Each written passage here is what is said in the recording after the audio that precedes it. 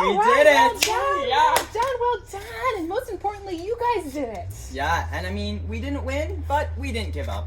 We made it to the finish line, and I feel great. These two trained and practiced so hard so they could get across the finish line. They put into practice those things that I had told them about. Eventually. Yeah, I put my mind to the race. All that running. They also looked after thinking about what they're going to put in their mouths and eat. They were good about managing their time and using their time appropriately so that they could get practicing and get out running. You know what? That was putting something into practice and making a plan and putting it into practice so that they could finish the race. That's commitment. Making a plan and putting it into practice. Yeah, this race has literally been my life. It's all I've been able to think about.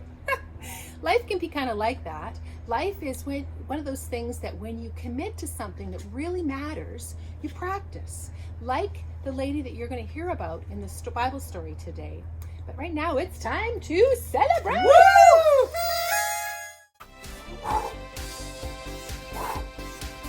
Out with the bad air, in with the good. Give it up! Left more.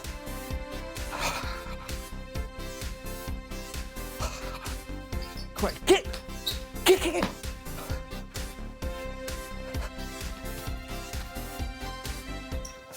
I'm ready. 1, 2, 3, 4. I declare a thumb war. 5, 6, 7, 8. This will be a piece of cake. No! Oh. You were so fast. 2 out of 3. 8 out of 10. All right. 1, 2, 3.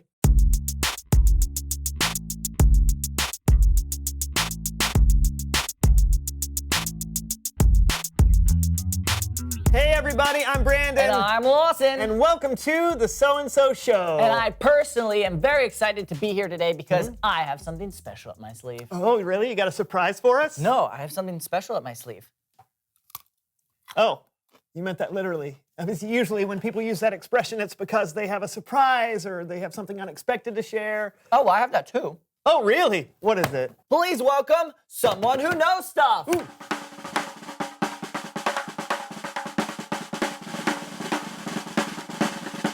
Hey, sis, come on in. Grab a seat. All right, you're Lawson's sister? Yeah. Oh, nice to meet you. Good to meet you too. Yeah. Brandon? Oh, yeah, you know me. Yes, Brandon is my name. Lawson, talk about me? Yep. Who does he think's funnier, me or John? You know what? I have a better question for you. Why don't you tell us who you are and what you know? Ooh. Well, I'm Ivy Catherine, and I know a lot about music. Oh, that's cool. Do you play an instrument or something? Yeah, I play several, but the most fun is playing in our family band. Family. You have a family band? I've told you this before, Brandon. No, you have not. I would have remembered that. Flashback! What are we going to do on the show this week? I feel like we've done everything. Oh, we can bring on my sister and brothers. We have a really cool family band. There's just nothing new out there. And that's happened 3 other times. I'd flash back to those 2, but it's literally the same interaction. No way. I'm sorry, Lawson. A family band sounds really cool. Thanks. Yeah, what kind of music do you play? So we do mashups and covers of songs, but we have our own unique style of how we do it. Yeah, there are 7 of us, but we all play the same piano. But it's not just the keys. We open up the top and we play the strings and the sides of the piano as well. What? 7 people on one piano? Most of the time, yeah. Sometimes we'll add in a few other things like a tambourine or a bongo drum, but that's it. Wait, okay, does it hurt the piano to like bang on it like that? No, not at all. It's actually a very robust instrument. Huh. Everyone wonders that, though. Yeah, that must be a lot of hard work getting the parts down just right. It is. 2 of our brothers do the arrangement, and then from there we divide up the parts, learn the music, figure out choreography, and then it's hours and hours and hours of practice. Yep, we practice until we fall over. Seriously? No, not till we actually fall. You know, we just practice a lot. Because if one person gets off beat, it can throw off the whole piece. Oh, well, that makes sense. So how long does it take for you to learn one piece? About a month from start to finish. Yeah, it takes a lot of commitment, even just for one piece, but I think it's totally worth it. Do you want to see a sample? Absolutely. Cue the video.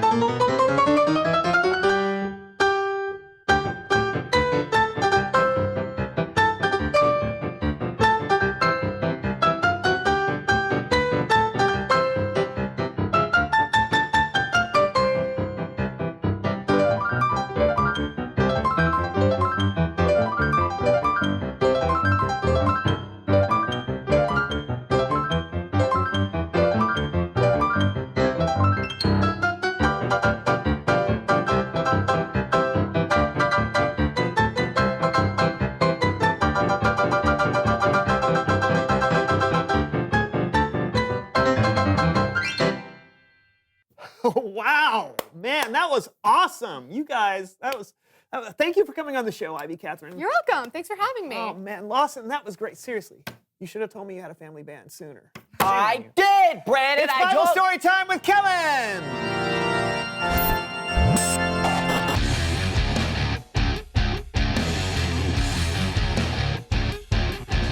Hey guys, Hey, Kellen. Hey. what's going on today? Oh, Lawson's sister came on. Their family is so talented. Did you know he's in a family band? Of course, Lawson's always talking about them. Okay, I get it. What's going on with you, Kellen? Well, today's story begins with Jesus and his disciples hanging out where people gave their offerings at the temple. You guys up for helping me out? Sure thing. You got it. Great, because it's time for our human head puppet theater.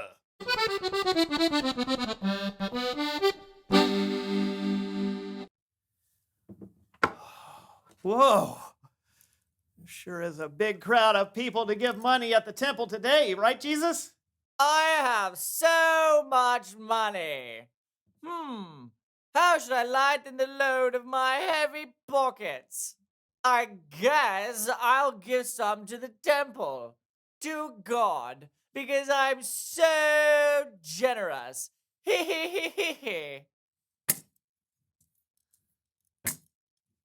Money. Jesus watched the crowds come and put their money into the offering boxes, a lot like how today we put money into the offering at church. There were a lot of rich people who came and gave large amounts. Oh, don't mind me. Just giving a lot of money today.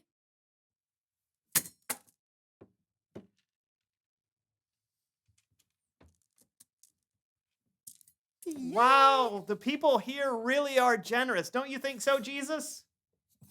How much should I give to God today?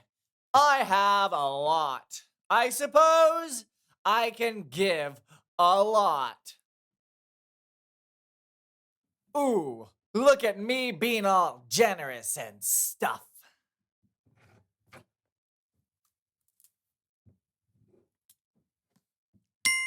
A little later, a poor widow came into the temple. She put in 2 very small copper coins. They were only worth a few pennies. What? That lady caught your attention? Jesus said, "That poor widow has put more into the offering box than all the others." What? No, Jesus, didn't you see what all the others gave? I mean, they gave way more. Way more. The others gave a lot because they are rich, but she gave even though she is poor. She put in everything she had. That was all she had to live on. That is generous. Jesus knew that by giving all she had, the poor widow was trusting God with her entire life. The end. Bravo! That's amazing. Isn't it? The poor widow had so much faith. She showed us what it could look like to live completely for God. I wish I had that much faith. You can. But like everything else, living for God takes practice. It takes commitment. Like with your family band. Totally. Thanks for the story, Kellen. Anytime. I'll see you guys later. I really do want to learn how to live for God. Well, then let's learn together. Reveal the question. How can you live for God? Yeah, that's a big question. Where do you even start? It's like Kellen said, it takes practice. You Yeah. can practice by hearing what God says to us in the Bible or through other people. Yeah, you can live for God when you pray and when you talk to other people about Him. Yeah, it's about honoring God and treating others the way you want to be treated. What are some of your answers? How can you live for God?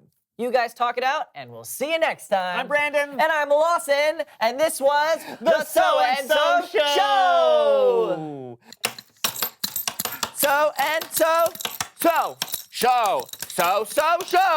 Is that the So-and-Show? Yes, I think it is. Wow, the So-and-So Show is my favorite kids show ever. 5, 6, 7, 8, off.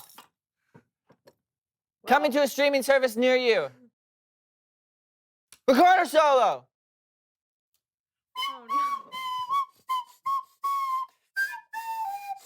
This was a mistake. Yeah, I think so. We took a vote. You're out of the band.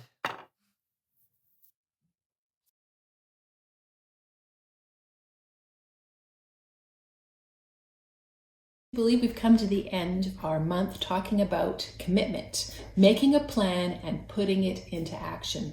And we've talked about different practices that we need to do to make us more like Jesus. Practice hearing from God, practice praying to God, practice talking about God. And today in our story, we saw a woman who practiced living for God. She gave her 2 coins that seemed like not much to anybody else around except to Jesus. She gave all she had because she trusted that God would look after her tomorrow. Living for God requires practice. So this week, practice living for God and continue to practice living for God. And how you do that? You can ask yourself 2 questions. 1, what I am doing, does it honor God? For example, at school, maybe you're tempted to copy a friend's homework, or you're tempted to tell a lie. When you make the choice to do your own homework and make the choice to tell the truth, you are honoring God and living for God.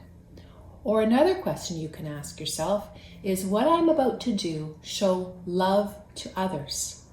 Am I going to say a kind word to a friend? Am I going to choose to invite a friend over that needs a good friend? Those 2 questions, do I honor God and am I showing love to others, are a great place to start in practicing to live for God. So keep practicing, keep training to be more like Jesus. It is totally worth it. And I'm hoping I will see some of you at summer camps. Take care.